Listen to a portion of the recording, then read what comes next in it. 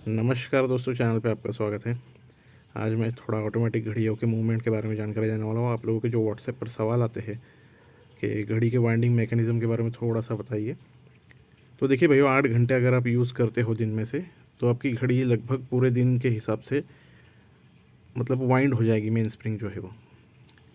तो मैं आपको थोड़ा अभी दिखाने वाला हूँ बेसिक चीज़ें। खासकर ये देखिए, सिटीज़न है और ये सिंगल डायरेक्शनल वाइंडिंग मैकेनिज़्म है।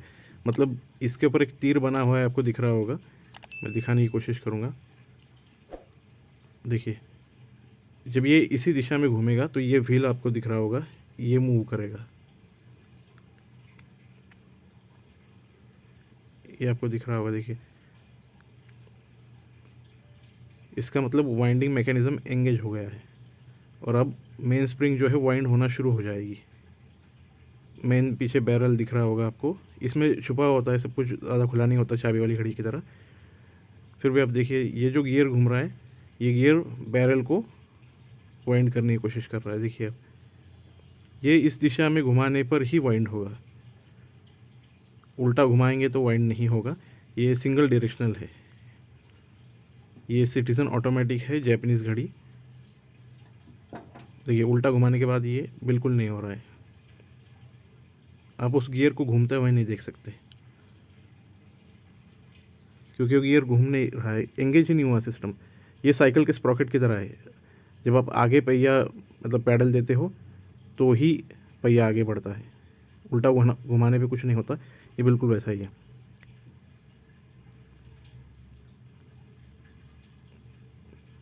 ये देखिए, इसकी डायल है गोल्डन डायल वाली, और ये डबल लैंग्वेज है, हिंदी और इंग्लिश में डे दिखता है। और हाँ, इसे चाबी दे सकते हैं। ये देखिए, मैं अभी चाबी दे के दिखा रहा हूँ आपको। चाबी दे के इसकी मेन स्प्रिंग को वाइंड किया जा सकता है। तो ये ऑप्शन इसमें है HMT की तरह। देखिए, ये HMT है मेरे पास एक ऑटोमेटिक, और इसमें डबल डायरेक्शन वाला है वाइंडिंग मैकेनिज़्म। मतलब दोनों तरफ घुमाएंगे या दोनों तरफ घूमेगा रोटर, तब भी वाइंडिंग मैकेनिज़्म एक्टिवेट हो जाएगा और मेन स्प्रिंग को वाइंड करेगा। मैं कोशिश करता हूँ दिखाने की, क्योंकि इसमें दिखाना थोड़ा सा मुश्किल है। मेन जो बैरल है वो बहुत स्लो वाइंड होता है, तो फिर भी मैं कोशिश करूँगा। आप देखिए, मेन बैरल के इस गियर को घूमते हुए देखिए, ये आपको दिखाई देगा घूमते हुए।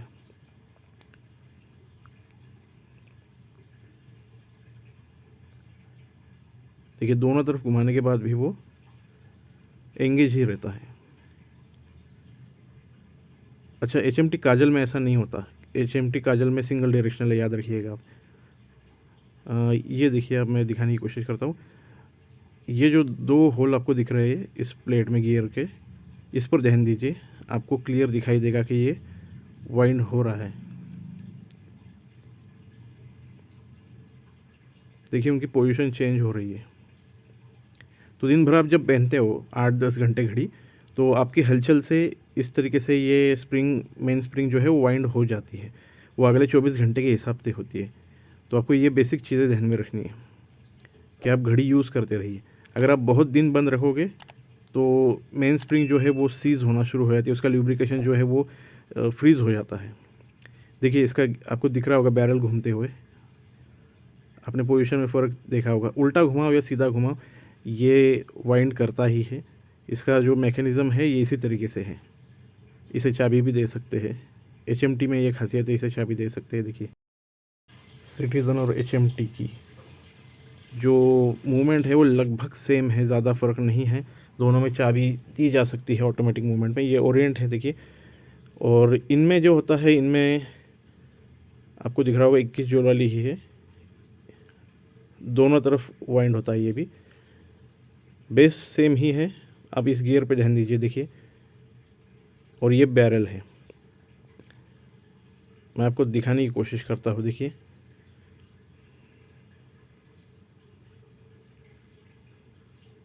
जैसे ही रोटर को आप घुमाओगे या आपकी हलचल से जब ये घूमेगा, तो बैरल को वाइंड करने वाला मैकेनिज़्म एक्टिवेट रहेगा। ये दोनों तरफ से काम करता है। ये सिंगल डायरेक्शनल नहीं है, ये दोनों तरफ, मतलब किसी भी दिशा में अगर रोटर घूमेगा तो वाइंडिंग मैकेनिज़्म हमेशा एंगेज रहेगा और आपकी स्प्रिंग को वाइंड करता रहेगा। और ये टेंशन मत लीजिए कि ओवर वाइंड हो जाएगी स्प्रिंग या बहुत ज़्यादा टाइट होकर टूट सकती है, ऐसा नहीं होता है भाइयों। ये बहुत परफेक्ट मैकेनिज़्म होता है। जब भी फुल वाइंड हो जाएगी मैकेनिज़्म तो अपने आप ही टेंशन रिलीज़ हो जाता है, कहीं भी ओवर वाइंडिंग नहीं होता। तो आपको टेंशन लेने की ज़रूरत नहीं है। देखिए इसका गियर घूमते हुए आपको दिख रहा होगा। इसमें चाबी दे सकते नहीं, इसमें चाबी नहीं दे सकते, क्योंकि इनकी चाबी जो होती है वो वाइंडिंग मैकेनिज़्म से जुड़ी हुई नहीं होती। सिर्फ टाइम सेट करने या डेट को सेट करने के लिए ही ये होता है। और डेट के लिए तो अलग से बटन होता है, आपको पता होगा, दिख रहा होगा आपको। तो आपको मैं क्लियर कर दूं कि इसे चाबी नहीं दे सकते, आपको पहन कर ही या आपको हिलाकर ही इसे वाइंड करना होगा। ये भी काफ़ी पुरानी घड़ी है, बहुत ज़्यादा पुरानी नहीं है लेकिन काफ़ी पुरानी है। ये देखिए, और हाँ ये क्रिस्टल है, ये रूबी नहीं है। अब ये देखिए, ये रिको है, ऑटोमेटिक घड़ी जैपनीज़। और इसके बारे में थोड़ा दिखाने वाला हूँ मैं। ये बहुत पुरानी घड़ी है। इसके ढक्कन पे से आपको दिख रहा होगा कि इसके ऊपर का जो मोनोग्राम होता है, लोगो होता है, वो किस तरीके से घिस चुका है। अब दूसरा देखिए ढक्कन, उस पर कितना क्लियर दिख रहा है। तो आपको पता चल रहा होगा कि ये घड़ी कितनी ज़्यादा पुरानी है। ये बहुत पुराना मॉडल है और अभी बहुत से लोगों ने देखा भी नहीं होगा। और इसके ऊपर की इंक जो है पूरी तरह से फेंट हो चुकी है, इसलिए आपको रोटर पे रिको ऑटोमेटिक 21 ज्वेल्स लिखा हुआ नहीं दिख रहा है। अब इन गियर्स को देखिए, वाइंडिंग मैकेनिज़्म जो है वो हमेशा एंगेज रहता है। और रिको पर्सनली मेरी फेवरेट घड़ी में से एक है, क्योंकि आप इसे दिन भर यूज़ करो 8 से 10 घंटे, ये 24 घंटे के हिसाब से इसकी स्प्रिंग, मेन स्प्रिंग जो है वो वाइंड हो ही जाती है। आप गियर पे ध्यान दीजिए। और मान लीजिए आप यूज़ कर रहे हो और आपकी मेन स्प्रिंग फुल वाइंड नहीं हो रही, तो इसका कारण ये हो सकता है कि आपने बहुत दिनों तक घड़ी बंद रखी होगी। तो ऐसा हो सकता है क्योंकि लुब्रिकेशन फ्रीज हो जाता है बैरल का। ये बैरल है, आपको दिख रहा होगा। तो आप घड़ी को सर्विस करा लीजिए, आपकी घड़ी फिर से नॉर्मल हो जाएगी।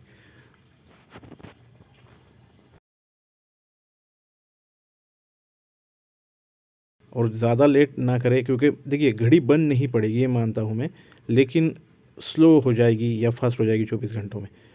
तो आपको इधर गियर तो दिख रहे होंगे। देखिए मैंने ब्राइटनेस थोड़ा सा बढ़ाने की कोशिश की है ताकि आपको दिखाई दे वाइंडिंग मैकेनिज़्म किस तरीके से एंगेज होता है। दोनों डायरेक्शन में होता है ये। जैपनीज़ ओरिजिनल रिको जो है उनमें दोनों डायरेक्शन से होता है और इसे चाबी दे सकते हैं। दिख रहा होगा, अब देखो बैरल जो है वाइंड हो रहा है, मतलब मेन स्प्रिंग वाइंड हो रही है चाबी देने के बाद। हालांकि इसकी चाबी बहुत ज़्यादा हेवी होती है, इसका पूरा मैकेनिज़्म ही ज़्यादा हेवी है। सिटीज़न की तरह लाइट नहीं है या HMT की तरह लाइट नहीं है, और इसलिए थोड़ा सा मेंटेनेंस भी इनका हेवी है। इनके पार्ट्स भी जल्दी रस्ट पकड़ते हैं। तो ह्यूमिडिटी वाले जो एरिया है वहाँ इन्हें ज़्यादा यूज़ नहीं करना चाहिए। और हाँ, आपको सर्विसिंग रेगुलर कराना ही पड़ती है रिको के बारे में। सिटीज़न और इनके बारे में जो है HMT के बारे में थोड़ा सा आप लेट कर सकते हो, लेकिन उसके बाद रिको के बारे में ना करें। ये एक सिटीज़न की मूवमेंट मैं आपको दिखा रहा हूँ अंदर की। इसे मैंने रखा है और ये अभी जो है रोटर के ऊपर है, मतलब रोटर जो है ज़मीन से चिपका हुआ है, और देखिए कैसे अपने आप ये मूव हो रही है। बैलेंस के जो मूवमेंट है ना, आगे पीछे होना, तो बैलेंस जब आगे पीछे होता है तो वो जो फोर्स पैदा करता है उससे पूरी मूवमेंट हिल रही है। तो एक मज़ेदार ये छोटा सा वीडियो मैंने बनाया था, मैंने सोचा ये भी ऐड कर लूँ ताकि आपको पता चले कि बैलेंस की असल में फ़ोर्स कितनी ज़्यादा होती है। अगर आप उसे मतलब इस तरीके से रोटर के बेस पे रखो तो पूरी मूवमेंट को हिला सकता है। ये असल में टॉर्क की वजह से होता है, जो फोर्स, रोटेटिंग फोर्स डेवलप होता है उसके ज़रिए वो ये इतना हलचल पैदा करता है। वो ग्रेविटी के ख़िलाफ़ काम करता है एक्चुअली फोर्स, और घड़ी को स्लो नहीं होने देता, घड़ी को परफेक्ट रहने देता है। ये वही गोल्डन डायल वाली सिटीज़न है, जैपनीज़। ये देखिए इसका बैलेंस जो है बहुत ज़्यादा फोर्स बनाता है, और ये काफ़ी लाइट मूवमेंट होती है, रिको की तुलना में वज़न में बहुत हल्की होती है। और ये परफेक्शन के बारे में मैं कहूँ तो रिको से ज़्यादा परफेक्ट है, ऐसा मेरा मानना है। सिटीज़न हो या HMT हो, रिको से ज़्यादा परफेक्ट होती है, मेरा अनुभव रहा है ये। तो आपके पास अगर घड़ी है तो आप उसे 8 से 10 घंटे डेली यूज़ कीजिए, आपकी घड़ी में कोई प्रॉब्लम नहीं होगा। और सर्विसिंग रेगुलर कराते जाइए। देखिए बहुत से लोग सर्विसिंग नहीं कराते रेगुलर, इसीलिए उनकी घड़ी जो है प्रॉब्लम देती है। और अगर आपको कोई भी मतलब सवाल हो आपका तो व्हाट्सएप पर मुझे कांटेक्ट करें, कमेंट में ना करें। देखिए मैं कमेंट ज़्यादा नहीं देखता हूँ, मैं यूट्यूब पे ज़्यादा एक्टिव नहीं रहता हूँ।